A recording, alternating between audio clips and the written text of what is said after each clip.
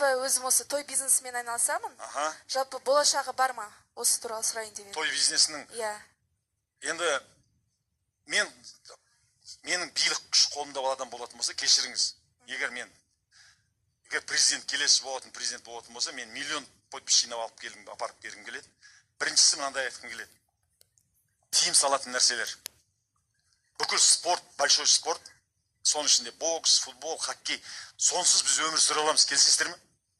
Соның орнына, сонда кеткен ақшаның орнына бізге мал әкеп, сүтімізді өндіріп, біз қазір сүтті Қырғызстан мен Беларусьтен әкеп жатырмыз. Етті бүкіл ресторандарда 90% ет Аргентина мен Бразилиядан келіп жатыр. Бұл бізге үлкен масқара. Қазақ ет пен сүтті шетелден әкеп жатқаны.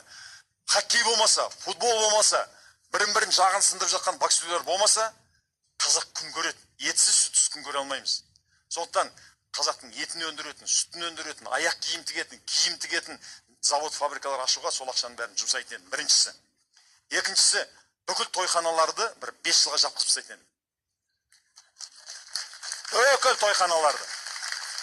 Онан кейін қалаулым сияқты, мынау қалаулым, оңын тағы немене, екезу, тағы бірден кеткен сайқы мазақтар бар ғой, тағы Шымкент шоу, солардың бәріне тиым салатын едім.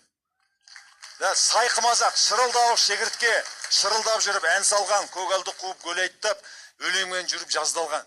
Өмірдің күзі келе жатыр, алдымызда қыс келе жатыр, экономикалық бүкіл әлемде.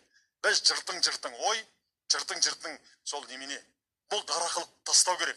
Сенде жоқ, қулық, сұмдық, тәсіл айла, жаралғаны іздемедің байлық пайда, жомарттық пен қонақжайлық сорың болып, сүйегін қалар мекен құммен сайда деп қайғырып, ақын өлең жазған. Соның кеселінен біздің 5 миллион қазақ қырылып кетті. Сондықтан ертең бала-шағамыз дұрыс өмір сүретін болды десек, ойын тойды қойып, қазір тірлікпен айналысу керек. Завод, фабрика, өндіріс, ауыл шаруашылығымен айналысу керек. Сондықтан кешіріңіз, мен қолдамаймын. Әрине бар. Дарақы қазақ кредит алып алады да, той жасайды, 80% тамақты апарып мусорға тастайды, шырылдау шегіртке әншілерге апарып ақшаны төгеді, ұлы дала алқашы бар, басқасын шақырып алып. Әрбір әншіде 3 миллионнан, 2 миллионнан подписчик. Тамағында ғане, олардың ақылы тамағында ғане, мына жерде ақыл жоқ. Қазақты әнші мен боксер құтқармайды, қазынан олар толтырмайды.